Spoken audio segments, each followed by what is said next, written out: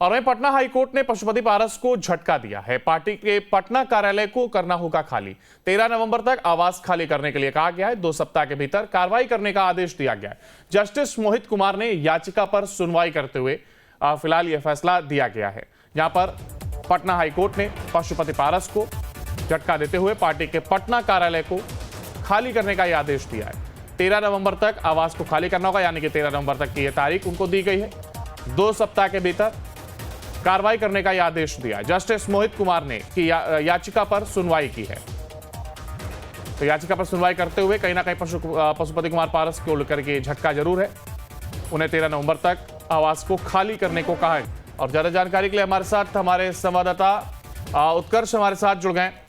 उत्कर्ष, देखिए 2 सप्ताह के भीतर जहां ये आदेश दिया गया कि उन्हें आवास खाली करना होगा, तो ऐसे में कहा जा रहा है पशुपति कुमार पारस के लिए जरूर ये झटका हो सकता है, क्योंकि तमाम हमने देखा देखिए सियासी लड़ाई चलती हुई दिखाई दी थी।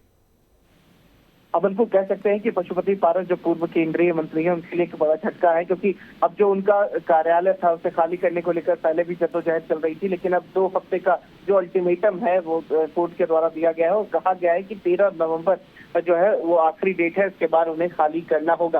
देखिए लगातार ये जद्दोजहद जो है वो 2 पार्टियों के बीच चल रही थी, एक लोक जनशक्ति पार्टी रामविलास और एक राष्ट्रीय लोक जनशक्ति पार्टी, यानी कि चाचा और भतीजे की लड़ाई के बीच कह सकते हैं कि भतीजे को ये जो कार्यालय है वो मिल चुका है और चाचा को इस घर को खाली करना होगा।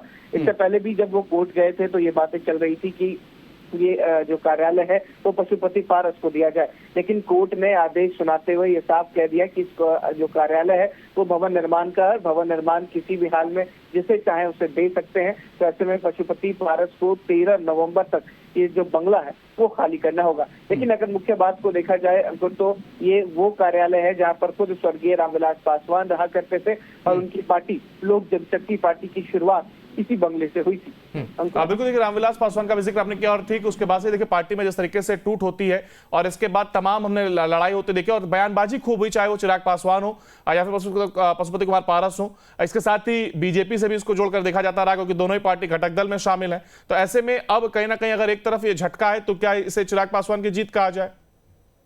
तो बिल्कुल देखिए पूरी तरीके से कह सकते हैं कि ये चिराग पासवान की जीत है, क्योंकि एक झटका केवल यही नहीं लगा, दूसरा झटका उस वक्त भी लगा जब एनडीए गठबंधन की बैठक मुख्यमंत्री नीतीश कुमार के सरकारी आवास पर हुई और वहां पर भी इनकी पार्टी यानी कि राष्ट्रीय लोक जनशक्ति पार्टी के किसी भी लोगों को नहीं बुलाया गया।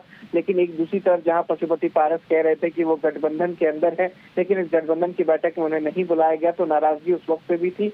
और अब जब पार्टी कार्यालय खाली कराया जा रहा है तो कह सकते हैं कि दो तरफा जो झटका है वो पशुपति पारस को लगा है। और उस वक्त इनके पास ना तो कोई सांसद है ना ही कोई विधायक, केवल एक पार्टी के परिषद के सदस्य हैं। इसके अलावा इनके पार्टी के पास कोई भी नेता नहीं है। तो कह सकते हैं परेशानी जरूर है और चुनाव से पहले एक बड़ा झटका माना जा रहा है। बिल्कुल बड़ा झटका जरूर है, हालांकि अब देखना होगा इसके सियासी माने क्या कुछ निकलते हुए नजर आते हैं। फिलहाल बहुत शुक्रिया आपका हमारे साथ जुड़ने के लिए और इस तमाम जानकारी को साझा